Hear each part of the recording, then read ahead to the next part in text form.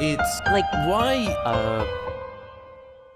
I'm trapped in an existential nightmare, caged at the intersection of two mediums which openly reward mediocrity, created for people who want nothing more than such. YouTube, which has spent so long encouraging creators to chase the form of their content, which most resembles a 24-hour live stream of their lives with a minimum production value of coherently watchable, and anime, which apparently encourages CGI crowd shots in the first 5 minutes of every fucking new show. You ever have one of those embarrassing moments where you're trying to show one of your parents anime? Like, hey, this show's really cool, it's got a really interesting plot, it's got like the best character development I've ever seen, and then you put on episode 1 and are reminded what you had forgot, that there is goofy ass CGI crowd scenes all over the fucking show. And your mom just bursts out laughing because she like can't handle this because she hasn't gotten used to this. Don't get me wrong, she's gotten used to the trash style of American reality dramas, but she's got higher expectations of animation made for adults. And I don't mean to say that it's stylistically different and that's bad. If you know anything about me, you know I love the styles of Masaaki Yuasa, Kaiji, Shin-chan, all that other weird Japanese shit. I don't think people really have a problem with that kind of stuff anymore. Everyone kind of gets Japanese culture now. Like, we understand that this is just what it's like over there. It's when you see some cheap looking shit that they obviously wouldn't have made that way if they had the funds or the manpower to do it differently, if they had the fucking time, if they weren't all being run on these insanely tight schedules with these insanely low personnel counts, with these insanely low budgets. Because instead of anime studios taking big risks and trying to lead more full productions, maybe consolidating some of the strengths of different studios, instead of constantly splintering off into new offshoots who end up just doing generic light novel adaptations that don't pick up anyways, trying to make enough of a dime off of their side projects to fund their passion projects and then not being able to, or trying to jump into the passion project too early before they're really fully fleshed out as a studio, and ending up with a half-baked product that only impresses a cult of fans. Where is the confidence in any of the scripts that these people are putting out? If Gen Urobuchi wrote Madoka Magica and Psycho-Pass, and both of those were as successful as they were, why was there not at least a Ghibli budget film attached to that man's writing? Gen Urobuchi had enough hype at the time that people actually did watch this bizarre CG, ugly ass, weird fucking thing that he wrote that is the polar opposite of what I'm saying should have happened. Like, in the 80s, you had Mamoru Oshii, and this dude was directing these crazy cinematic experiences with the second Urusei Yatsura movie, some of the earliest OVAs like Dalos, Go Senzo Sama Banzai, and Angel's Egg, which is a fucking art house masterpiece and a classic. And then he gets to step up to Production IG, which is like the forefront of animation quality in OVAs and TV shows at the time. And there he gets to handle Patlabor, and that's a big success. And that's why he ends up directing Ghost in the Shell. And this film is so beautifully crafted that it becomes a worldwide phenomenon and is still celebrated to this day as a classic film, even outside of anime circles. Now, Urobuchi Gen may not be as much of an art house maniac as Mamoru Oshii over there, but the man's global appeal is without peer. This guy was writing the biggest shows year after year, and somehow the industry let him slip away to go do a Kamen Rider show, and then like this awesome fucking puppet show, which I mean, that was just Gen Urobuchi using his clout to do whatever the fuck he wanted.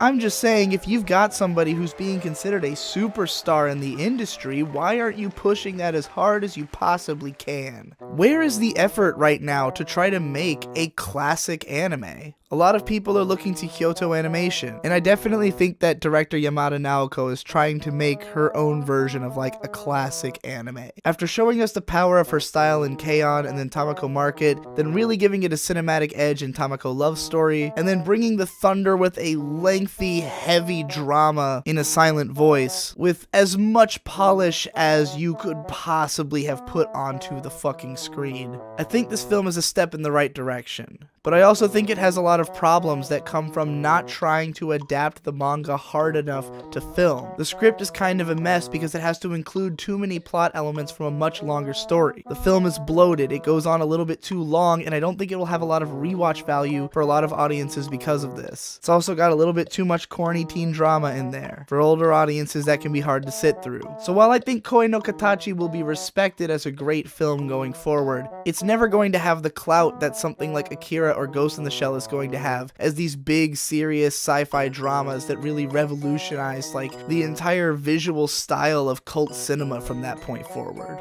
Meanwhile, Mary and the Witch's Flower is showcasing all the beautiful animation and talented work of Studio Ghibli's artists, but isn't anywhere near as ambitious as literally anything which Studio Ghibli had ever made. This film is the most watered down, basic standard action-adventure children's movie that's ever come out of anything associated with Studio Ghibli. And that's not to say that it's a bad movie, I'm just saying, where is the risk-taking to try to make a classic? So Netflix recognizes Masaaki Yuasa as a massively talented director. Critically acclaimed, beloved cult following, even people who can't really take anime seriously like this guy. They think they have the opportunity to make a really big anime for the West. We'll bring this auteur who has like worldwide applicability to the surface, give him a classic 70s manga property which will mean that the Japanese audience will still pay attention. It's violent as fuck, so American teenagers will absolutely love it. Plus it's got the soundtrack of like Hotline Miami, but it feels like pseudo important in some ways, so intellectuals can kind of enjoy it. And also there's like dramatic narrative elements, so your mom might be able to sit through it. But like they didn't even dub the rap verses into English, and they let it print with the Japanese dub having the most broken English imaginable in it. And I'm just thinking, if you were gonna take this big risk and try to launch this Masaaki Yuasa project, where was the quality control?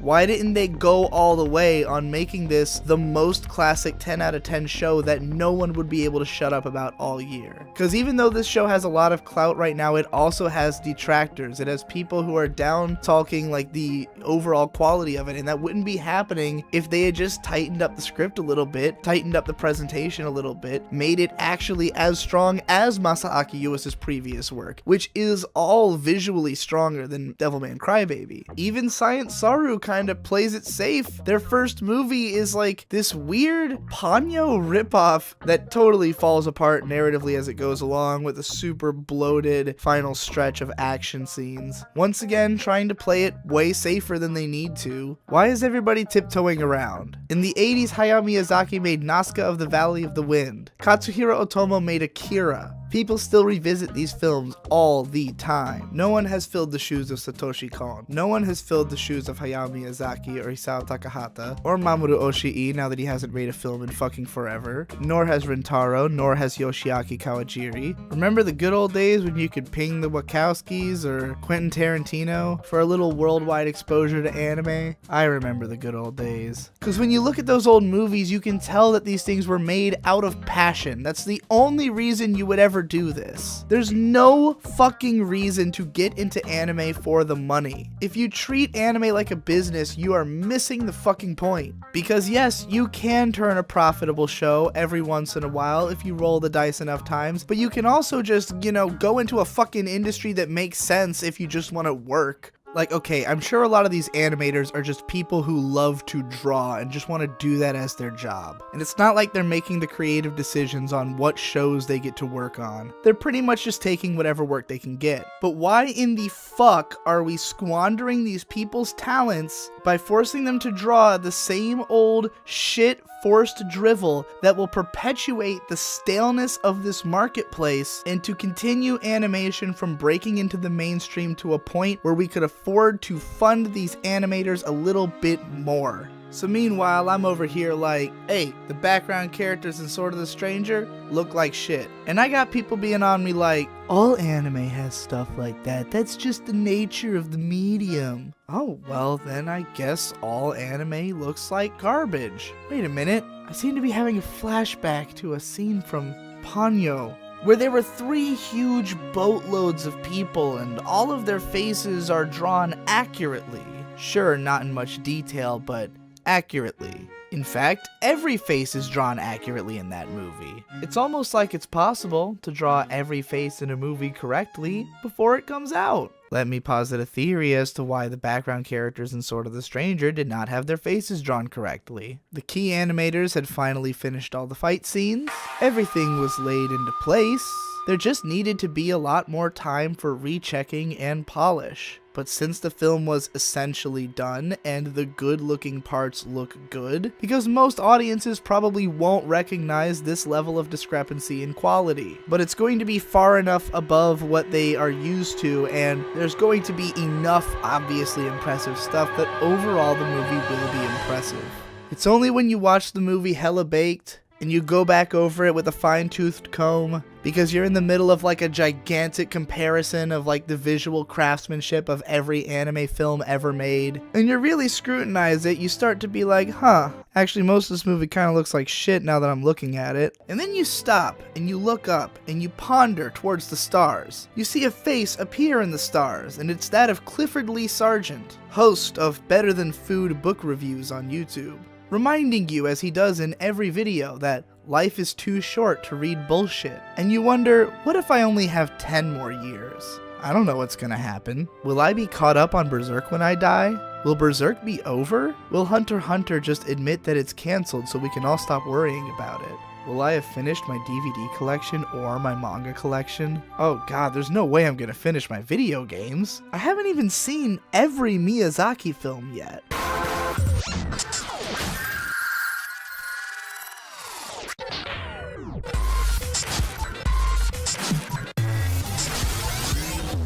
Check this out. So a few months ago I made a list of like every single film that came out in the 70s and 80s, as well as every single 80s OVA, because OVAs only came into existence in 1984. What I have found is that the 80s was in fact the greatest decade in anime history. That's because over the course of this decade it seemed as though what was incentivized was to make the best possible product. Hayao Miyazaki showed up in cinemas in 1979 and then started one-upping himself every couple of years. Otomo wrote a masterpiece manga and then adapted it into a masterpiece film himself, setting the stage for the globalization of anime. Madhouse is established and starts cranking out art films. OVAs, after they started to really pick up steam in like the later 80s, just got crazy with their production values and experimentation. Really edgy and unique directors were being given free rein to do whatever the fuck they wanted. Urotsuki Doji happened. If you haven't seen that movie, consult your doctor before use. It is not safe for work, but it is visually my favorite anime of all time, probably. People were just going fucking crazy. Japan had a bubble economy. Home video was insanely expensive in Japan, but people fucking wanted to watch this shit because it was good, so they would pay out the ass for it. Americans were so desperate to watch it that they were acid washing subtitles onto fucking VHS tapes and distributing them across the continent to anime clubs just so people could watch Urusei fucking Yatsura.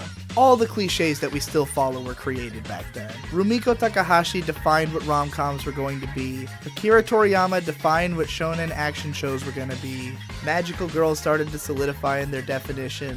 And this is not to say at all that evolution ceased in this decade. The 90s had Evangelion and the birth of experimental TV anime. It also had its own fair share of really interesting OVAs. However, after that bubble economy crashed in the early 90s, a lot of that money went goodbye. You compare the average 80s OVA with the average 90s OVA and you're going to see a noticeable dip in quality. Great stuff was still being made both in OVAs and in films, and even on TV. But as all the money left the home video market, and the entire world is gearing itself towards streaming because that's how everybody consumes everything now, in just a non-stop drip feed of as much content as they can possibly consume, not really caring about the level of quality, mostly concerned with filling their lives with as much crap as possible. In that industry, crafted work does not thrive. OVAs that aren't tied into an existing franchise are dead. Anime films are struggling to hold on after they lowered the bar for themselves considerably at the end of the 2000s. We've got people doing interesting stuff. Kizumonogatari is like an anomaly that this is possible, but good luck finding any of it after you dig through this just endless torrent of new crap that's getting cheaper and cheaper every fucking season, and there's way more shows and way more studios every time I look at a mal list. I don't even think this is a terrible season. I enjoy Pop Team Epic, I enjoy Mitsubishi Colors. I mean, these are cheap shows. They're mostly carried on their laughs, and like, comedy is going to survive in a landscape like this just fine. It can thrive in simplicity and abstraction. Probably why my end of year lists are almost always overloaded with comedy shows. Because spending 5 minutes watching Galko-chan or I Can't Understand What My Husband Is Saying, even though it's cheaply made, it's got a real strong, real sincere concept behind it. It doesn't just feel like mass-produced garbage, and it's not insulting you by taking up 25 minutes of your time making you look at something that isn't really sold on a visual component in the first place. And goddamn if they didn't finesse it as much as they could while keeping it cheap. The color choices were perfect, the character designs looked great. This is like the perfect modern anime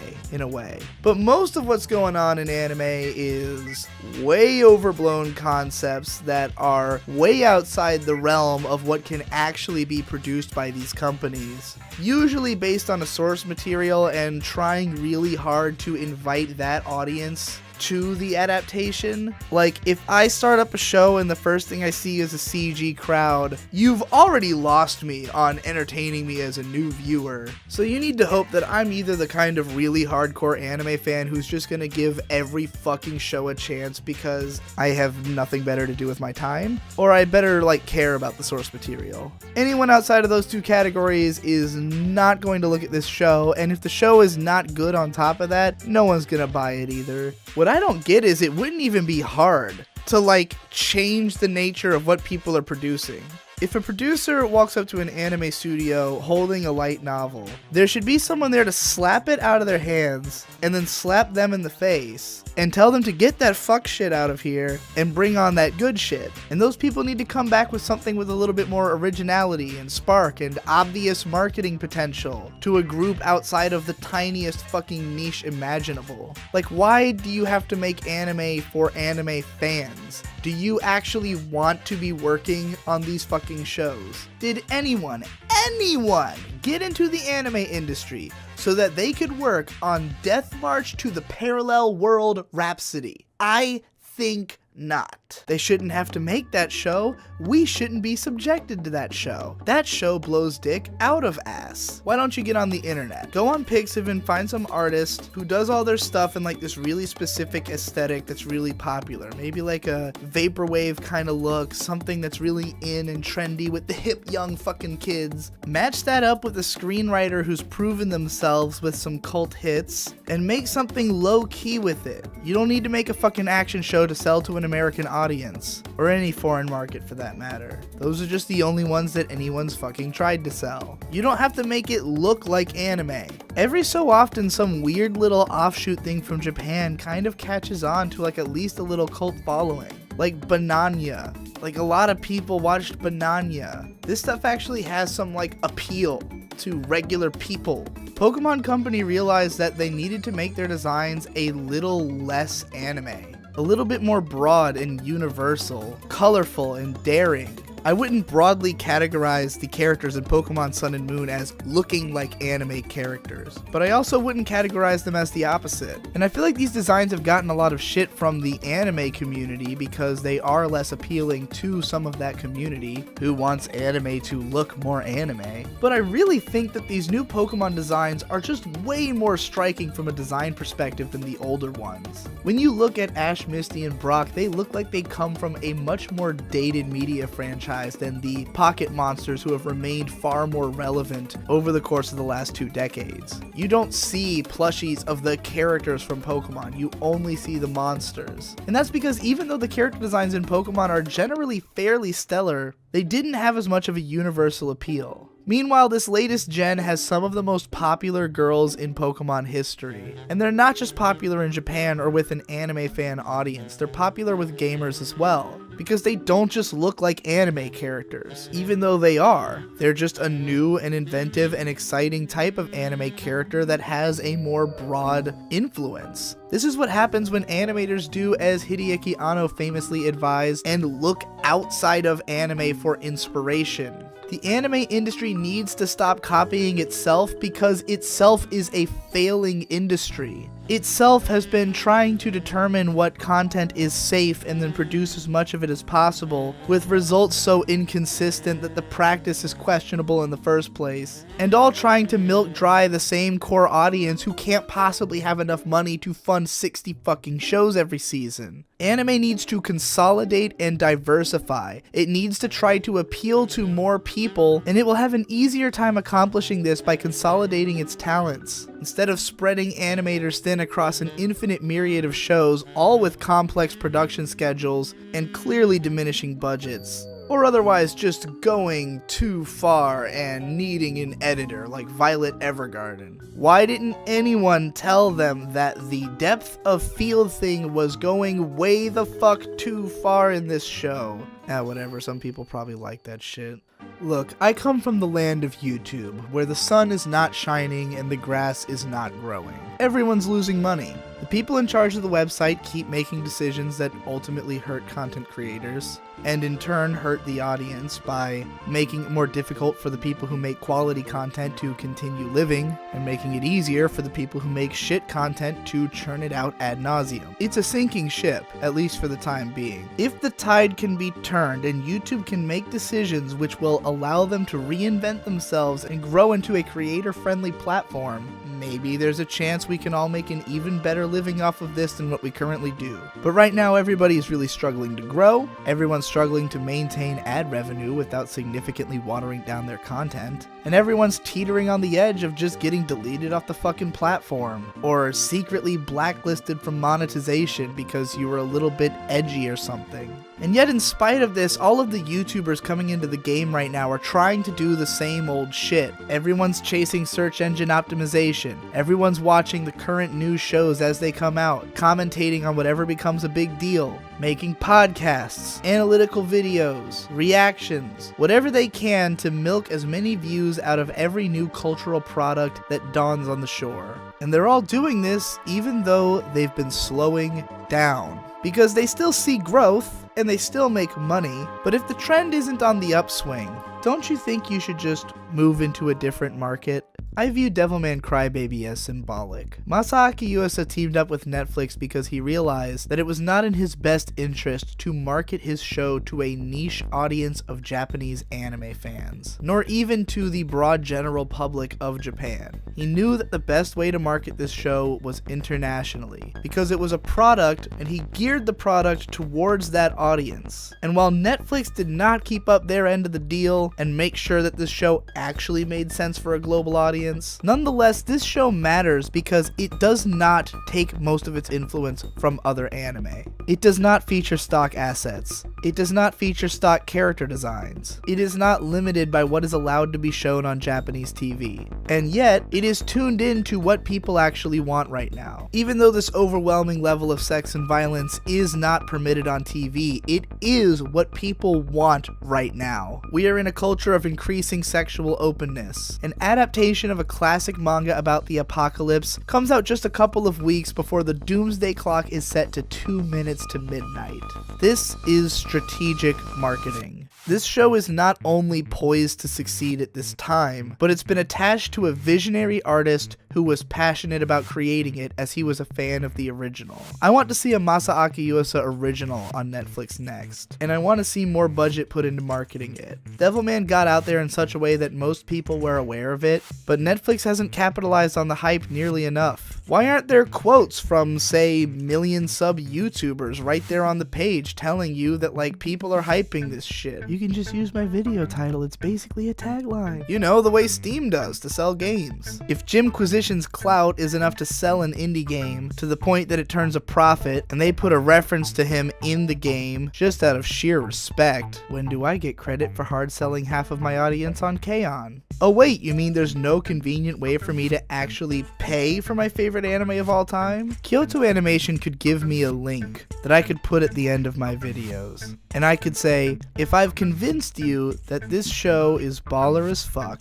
and that they deserve to take all of your money, follow this link and click this button that will give them $5. Probably make a few $1,000s off of me making one video. I make a few $1,000s off of me making one video, and all I'm doing is talking about the show. You don't even have to pay me to do this. I will do this for free for my favorite shows, but I will not peddle a fucking piece of plastic garbage. I'm sorry. I just found out about a YouTube competitor called DTube that pays you for watch time in cryptocurrency and counts watch time in terms of how much money you made. I'm gonna check that out. I'll put a link below. Let's see if we can topple the organized systems together. Fuck YouTube! Hell, I can even let my buddy Hentai Samurai post on there since it's got NSFW enabled. And my wife can come too. She makes YouTube videos now. If you just want to hear me bitch and whine about the anime industry some more though, then click all these other links on screen and watch everything else on my channel. This is all I do. I either smoke weed and watch good anime, or I smoke weed and watch bad anime and wonder why I'm not watching good anime. That's the life for me. Goodbye.